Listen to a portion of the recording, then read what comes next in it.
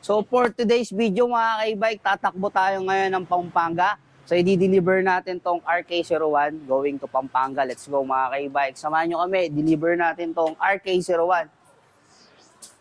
So kitang-kita nyo naman mga ka-e-bike, Pampanga na napakalayo. So sa atin sila nag-avail dahil nga is nag-base sila sa after sales and reviews ni Red Kingdom Electric Bike. So dito pa lang makikita nyo na talagang pag dito kayo nag-avail, hindi masasayang yung pera nyo. So napakalayo nun, Pampanga yun mga ka-e-bike. Sa atin pa sila nag-avail. So dahil nakita nga nila yung reviews ni Red Kingdom Electric Bike at yung mga after sale service natin. So let's go mga ka-e-bike, deliver natin tong RK01 going to Pampanga.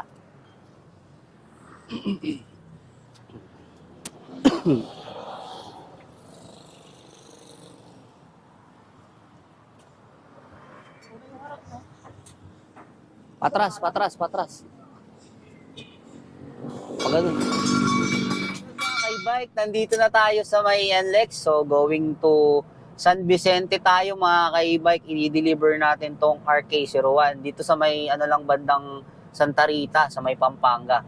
So yun mga ka-e-bike, samahan nyo kami. I-deliver natin tong RK01 na quality and may after sale service. So let's go mga ka-e-bike. So pansinin nyo malayo to, Pampanga, from Marikina, biruin nyo.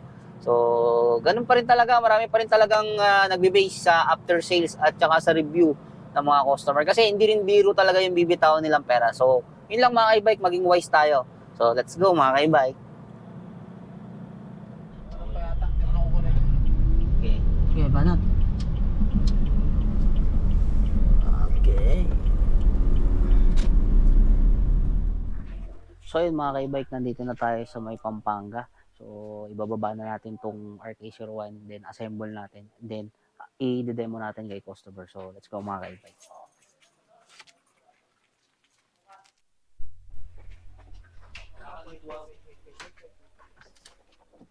Okay. Bigat yan.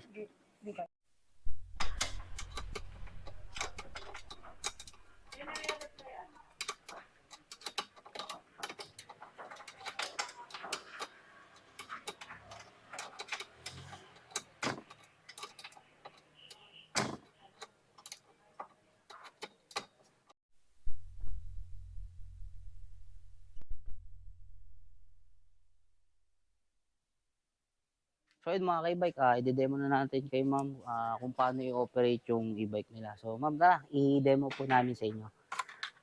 So yung unit natin, ang stock code niya is RK01. Tapos yung e-bike natin ma'am, pwede po siyang two-way to carry. So pwede nyo po siyang gamitin sa susi, then sa remote. So sa remote naman ma'am, double click nyo lang yung thunder sign. Start na po siya. So kapag umilaw na po yan dyan sa indicator, pag piniga nyo po sa throttle, under na po siya. Tapos kung papatayin nyo naman siya ma'am, unlock sign lang po. Itong nasa gitna. Then kung naiiwanan nyo po siya sa labas, activate nyo lang yung alarm para in case na may gumalaw sa kanya ma'am, mag-a-alarm po siya. Then kapag tinulak po yan ma'am, maglalak po ng kusa yung gulong. So hindi siya makukuha agad-agad. As long as naka-activate po yung alarm natin ma'am, mag-a-alarm siya na mag-a-alarm. So kailangan deactivate nyo rin po siya kung gagamitin nyo na po. Sa susi naman ma'am, ito po, dalawa po siya, may duplicate na rin siya. So kung saan nyo po siya in-on, doon nyo rin po siya papatayin. Halimbawa sa susi lang. Sa remote lang din po. So pwede rin po siyang keyless entry. So kung ayaw nyo magsusi ma'am, kahit lagay nyo lang sa bulsa nyo. Tapos kung papatayin nyo na, yun, unlock sa inyo lang po. Tapos yung meron po tayong hazard. So sa hazard ma'am, dalawang ilaw po yan. Magbibiling po siya ng sabay. Bawa nakapark po kayo, ganun. Pwede nyo po siyang i-hazard. Tapos headlight, ito po yung switch ng headlight natin. Tapos signal light, kung kakaliwa kayo or kakanan po. Tapos busina. Tapos ang kagandahan naman dito ma'am sa unit natin, meron po siyang lock. So hindi nyo na kailangan ng handbrake. So combination po siya ng drum brake at disc brake. So kapag ka nakalock po tong drum brake at saka yung disc brake ma'am, so hindi na po siya matutulak basta-basta. Or kung nakapark kayo sa mga slope, Ayan po. Basta ilalak nyo lang po siya, ma'am. Tapos, pipigayin nyo lang siya, din Pindot. pupush nyo po siya. Kung i-release nyo, pigayin nyo lang po ng ganun. Ganun din sa kabila.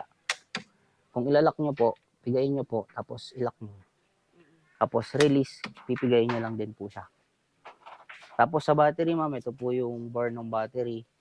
Ito yung speed natin, ito po yung kilometer, kung ilang kilometer na po yung tinatakbo natin. Tapos, Tapos, yung battery niya, no? yes po.